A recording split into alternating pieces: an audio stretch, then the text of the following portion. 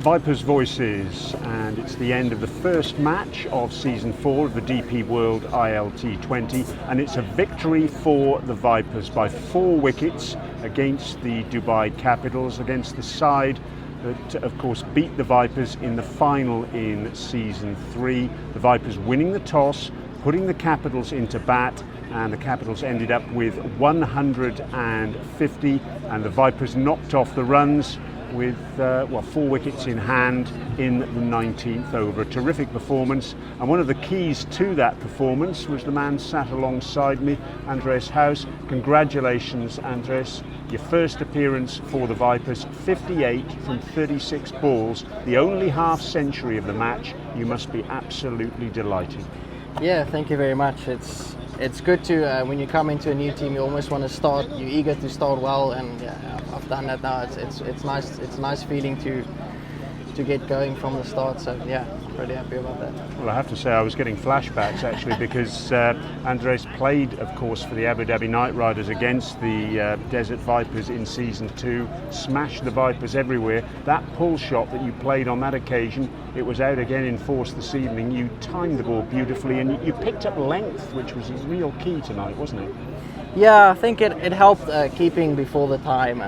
You could see which lengths are nice to hit and which lengths are going to be tough to face. And from our bowling innings, you could see the wickets just getting better and better when the dew started to kick in. So we knew the power play was crucial for us, obviously, but we know that you can trust the wicket. I was going to ask you about the dew. Was it that noticeable in the second innings? Yeah, I think you could definitely start seeing a difference from over 16 when we started bowling. The ball just started skidding on, the slow balls didn't grip as much, so then when we batted we knew that's going to be the same thing, right? So yeah, it was just nice. Let's go back to the start of the match and the Vipers winning the toss, putting the Capitals into bat. What was the thinking there? Again, there's always dew at night here, so you always want to try and chase as much as you can. It just becomes a better wicket. It's just a little bit slow when you bat first, but yeah, I think we started brilliantly, getting early poles, and then just making sure we kept that run rate down for as long as we could. Yeah, I think that was an exceptional performance from our bowling group. Yeah, it certainly was an excellent performance in the power play. I think the Capitals were 32 for 3, and you don't win many matches when you lose 3 wickets in the power play. That's what the statistics say. But yes, Nazim Shah and David Payne, they both ended up bowling maidens as well. Was it moving a great deal off the seam or in the air in those first 6 overs or so? Because it was a fresh surface, of course. There was a little bit of live grass on it as well. Yeah, it wasn't moving as much as we hoped, but again, it was just moving enough. You don't want to sometimes move it too much. It was just moving enough for them to make sure that they couldn't get under our bowler. So yeah, but I thought the lengths that they bowled and the change-ups and everything was just brilliant. Now I've got to ask you, at one stage the Capitals were 42 for 4. Again, they were 67 for 5. They ended up getting 150 for 8. Was that just a little bit too many, do you think? Yeah, I think ideally if we go look back, we probably would have loved to restrict him to 130. But again, as we know in Dubai, the wicket gets better as time goes on. So I think we would have taken 150 at the start. But yeah, if we look at ourselves, we probably would have been hoping for a little bit less. But I mean, it was a good day for us, I think. I'm going to ask you a couple of things now about a couple of the bowlers. One of them, Kuzema bin Tanvir. What a performance from him. Rovman Powell got after him, hit him for 16 in 4 deliveries, and then he bounced back and dismissed Rovman out for 39. But that really was a key wicket, and a wonderful display of mental strength, I'd say, from Kuzema. Yeah, unbelievable. I think he's been bowling so well in the T10 leading up to this. He played in my team, so it was incredible to see the way he goes about his bowling and stuff. And then, yeah, stepping up, being under a lot of pressure. Rothman is a world-class player, and then taking that unbelievable crucial wicket was massive for us. It probably saved us 20 or 30 runs at the end. So, yeah, massive wicket from him, and it just shows the caliber of the man, being under pressure, being under pump, and still executing his skill. And I've got to ask you as well about Noor Ahmed. 2 for 26. You had a ringside seat, of course, behind the stumps.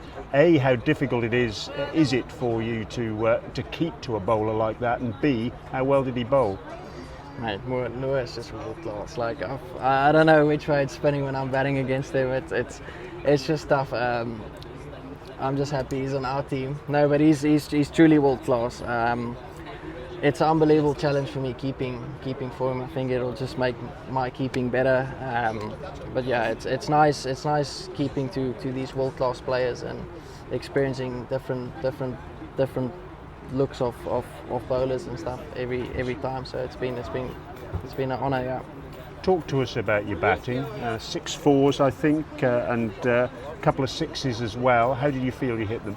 Yeah, very nice. I got a few dots in the beginning, and I was hitting it very nicely off Willie, and then I knew I was a bit unlucky, but I knew I was on today, because if I could hit those shots, I know I'm watching the ball well and I'm getting myself in good positions, and then I just thought myself, just react to whatever is coming your way, and thankfully it worked out today. How much did it help playing in the T10 coming into this? Because of course what that meant was you only got one practice session with the squad beforehand, but the T10 an advantage?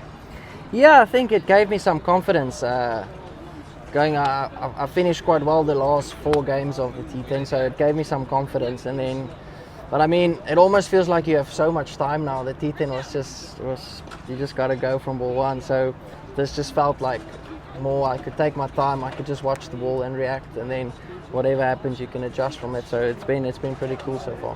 Talk to us as well about Waqar Salim Kale. 4 overs, 2 for 18.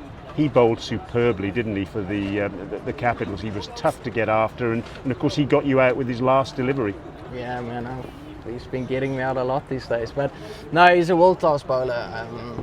He's a world-class bowler.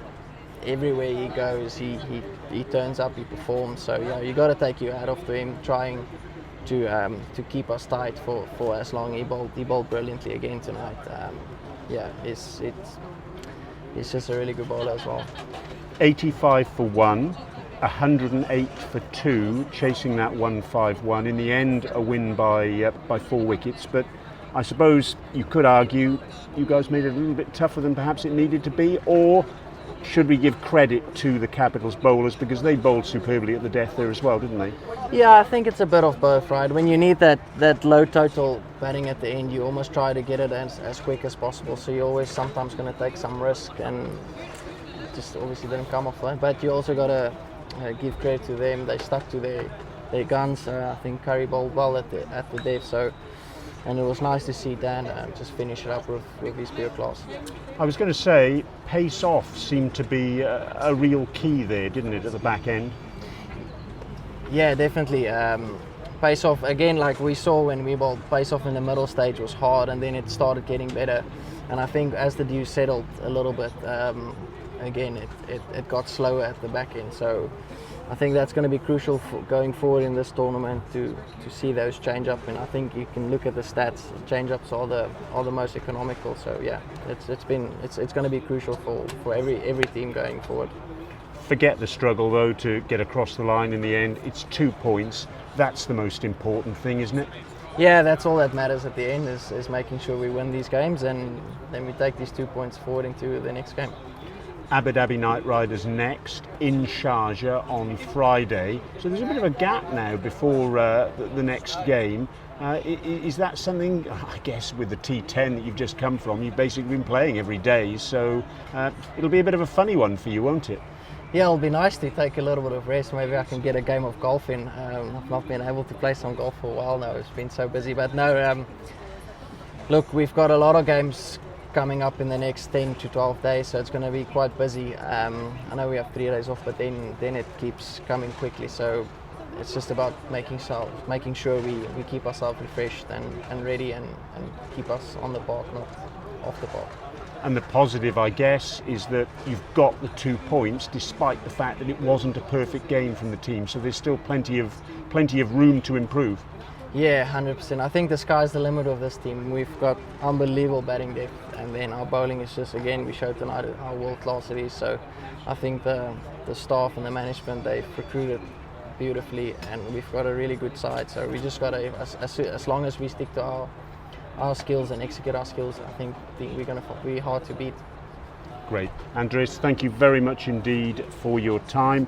So there we have it. It's the end of match 1 for the Desert Vipers in season 4 of the DP World ILT20, and it's a victory for the Vipers by 4 wickets. 2 points on the board, 2 points towards getting into those playoffs for, of course, all the action at the end of the season. The next match then is on Friday, and of course we'll bring you plenty of build up to that, so make sure you stay with us.